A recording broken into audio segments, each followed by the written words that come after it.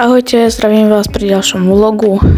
Tentokrát to bolo zo dňa 14.11. a trošku z piatka 5.11.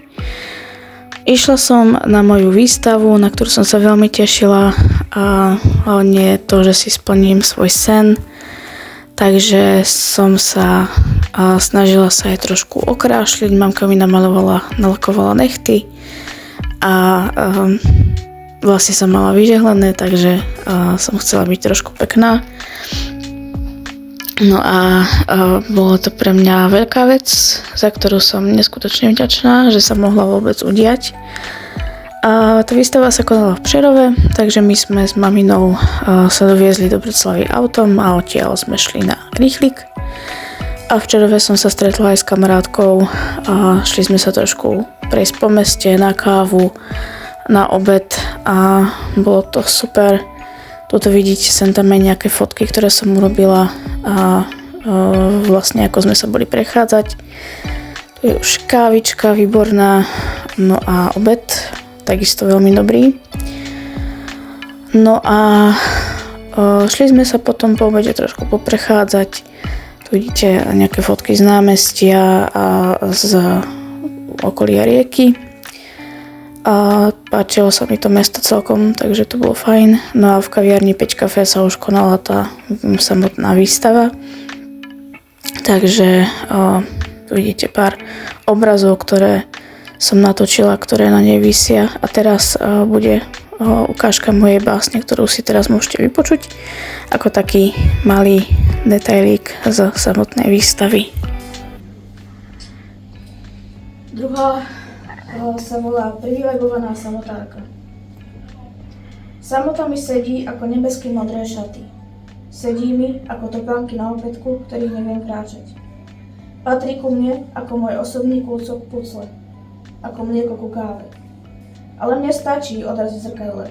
Stačí mi tvoriť rozhovory s vlastnými myšlienkami.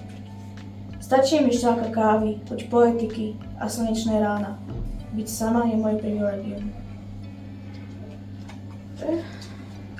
Takže to bola moja báseň Privilegovaná samotárka. A za tieto zábery, ktoré teraz vidíte, ďakujem mojej kamarátke Nicole, ktorá ich urobila. Takže môžete mať aspoň taký pohľad aj na mňa, ako rozprávam o svojej tvorbe. No a myslím si, že výstava mala pomerne úspech, alebo teda aspoň táto vernisáž mala úspech. Obrazy tam budú ešte do konca novembra a potom je možné, že sa budú moje výstavy konať aj v iných mestách na Morave. Takže to ešte uvidíme, detaily vždycky upresním.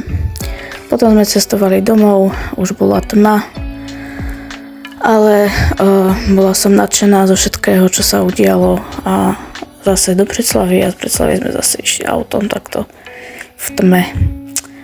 Doma sme si dali ešte večeru, kúpili sme si kebab. Je to síce fast food, ale občas si myslím, že to vôbec nie je zlé. No a druhý deň som cestovala zase do Bratislavy. Šla som na kontrolu na hematológii do nemocnice Bory. Výsledky sú celkom v poriadku. Takže to ma potešilo.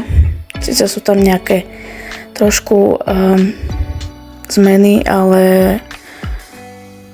není to nič, čo by bolo nejako vážne a čo by zase nútilo k nejakému ďalšiemu riešeniu, takže to som bola rada. Takže tu vidíte, ako vchádzame do nemocnice. Chvíľku sme čakali, ale v podstate ma zobrali pomerne za chvíľu, v podstate ako na ten čas, na ktorý som bola objednaná. Takže to bolo fajn.